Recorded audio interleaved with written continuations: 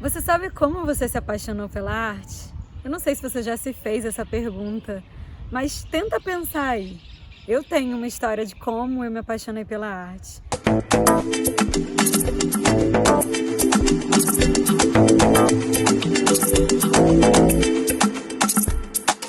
Meu nome é Bela e a minha missão aqui é te ajudar a entender mais sobre obras de arte, para que você tenha passeios, viagens, experiencie museus e centros culturais, monumentos de uma forma muito mais feliz, de uma forma muito mais incrível. Então, a minha paixão pela arte surgiu num passeio de escola. Não sei se você já fez aí um passeio num museu, num teatro.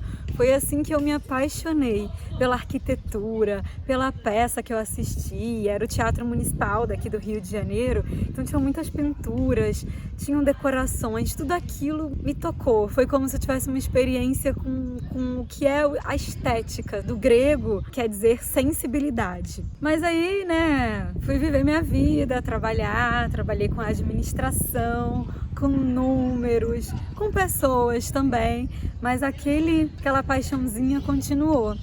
E aí eu tinha um amigo no trabalho, eu lembro, e ele me emprestou um livro, que é o Roube como um Artista, do Austin Kleon.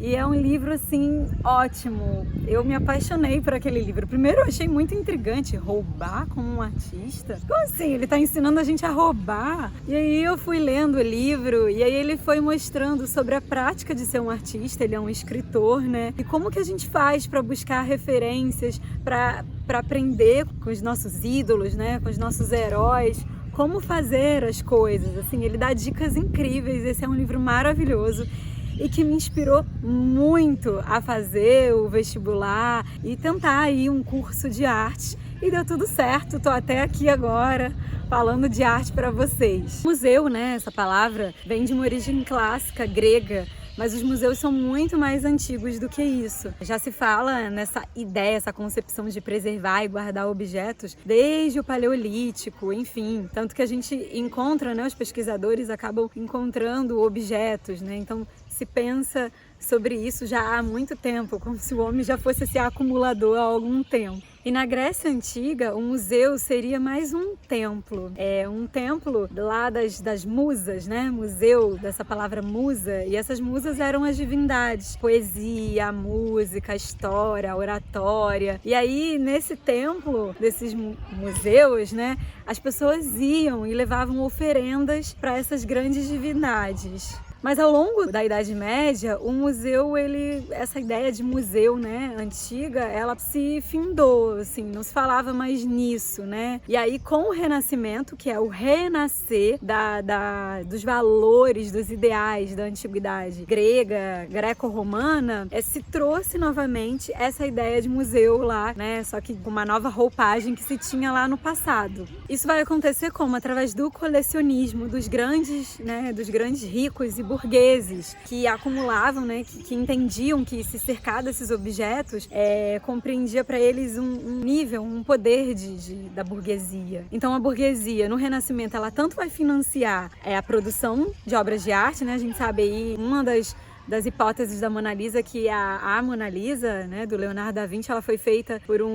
foi uma encomenda de um comerciante florentino do retrato da sua esposa, a Lisa Gherardini. Então os burgueses eles vão tanto financiar, vão ser os grandes mecenas da produção artística no Renascimento, que na Idade Média, a arte está mais voltada para a função da igreja. Então no Renascimento, com a ascensão da burguesia, eles vão ser os grandes patrocinadores da arte e de colecionar objetos raros. E tem uma coisa muito legal, que tinha meio que uma competição, Os burgueses, aqueles que vieram, de baixo, através dos seus comércios enriqueceram, ficavam ali tretando com os nobres. Então era meio que uma competição para ver quem tinha a coleção mais legal, mais rara, mais incrível, mais cara, mais exótica, Exótico de estranho, diferente ali daquela cultura europeia. E enfim, eles guardavam ali, tinha até também uma certa competição por grupos, Quem eram os mais eruditos, quem andava com a galera mais cabeçona, enfim, era uma competição entre nobres e burgueses que existe até hoje.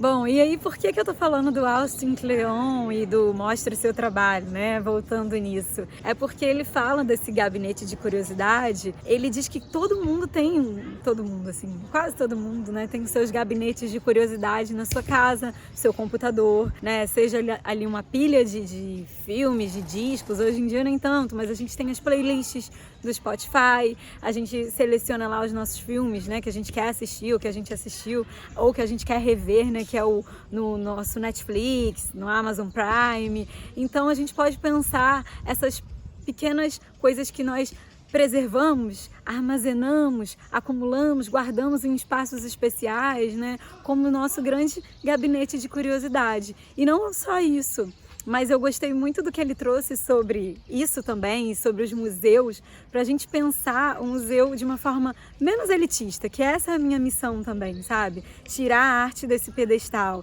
e a gente pensar no museu também. Eu acho que quando a gente traz um exemplo para nossa vida, fica mais fácil compreender que nós também, de certa forma, o homem cria essas ideias externas, né? Matéria, né? Que seria um museu, um edifício mesmo, que ele guarda os objetos de valor, os grandes patrimônios culturais da humanidade, mas a gente também pode pensar a nossa existência como museus de afeto, que é o que o Austin Kleon fala, uma ideia dele, de que as nossas experiências, as aulas que nós assistimos, os lugares que nós frequentamos, as pessoas com quem nós conversamos, as relações, o que consumimos, tudo isso traz um grande museu de afeto, como esse cérebro, que é um grande caderno de anotações de todas as nossas experiências, e isso é o que nos faz ser o que nós somos. Então o museu não tem nada a ver com coisa velha, com coisa antiga, porque na verdade as nossas raízes, aquilo que está lá atrás, as nossas memórias é o que nos faz, é o que nos torna hoje, né? A gente não tem de verdade o futuro, a gente vislumbra ele, mas aquilo que nos forma, todas as nossas experiências passadas, é o que nos faz ser o que nós somos hoje. Então quando a gente entra no museu, a gente está olhando para isso, para toda a caminhada dos nossos ancestrais, podemos dizer assim, né? De várias, e aí a gente chega nos países, né?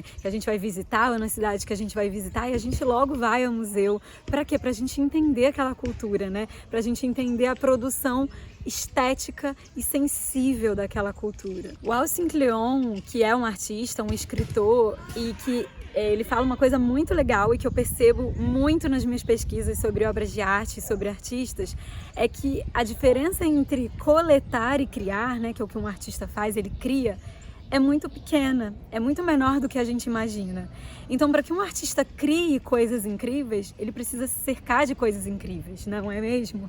Então, por isso que a gente pode pensar esse gabinete de curiosidades, nós, como esses museus de afeto, a gente precisa se cercar de coisas, de boas referências para que a gente possa criar coisas boas, né? Então, assim, vamos pensar, né? Um artista pode nos ensinar sobre isso. Às vezes você não trabalha com arte, né? Não é o seu caso, mas você está todo o tempo conhecendo pessoas, né? Indo a lugares. Aposto que você quer ou tem aí uma vida interessante. E para você ter uma vida interessante, eu acho que o exemplo dos artistas é muito bom. É importante a gente estar coletando, né, boas informações, se cercando de boas referências, vendo filmes legais, descobrindo os nossos gostos, buscando músicas, e aí a gente se torna o quê? Atípico, fora da curva, né? Por que a gente ama os artistas? Por que eles são nossos heróis? Porque eles são atípicos, eles são fora da curva. Parecem heróis mesmo, fazem coisas que a gente fica assim, apaixonado, né? Então como que a gente pode seguir os exemplos dos artistas para a gente também ser fora da curva, né? Para a gente se diferenciar na massa, coletar, se cercar de boas referências, né? Buscar saber os seus gostos. Então presta bem atenção, às vezes... Nada de errado com isso, mas às vezes a gente chega nos lugares para conversar com as pessoas ou trocando ideia mesmo com pessoas na internet, parece que as pessoas estão sempre falando sobre os mesmos assuntos, né? A última novidade, o BBB...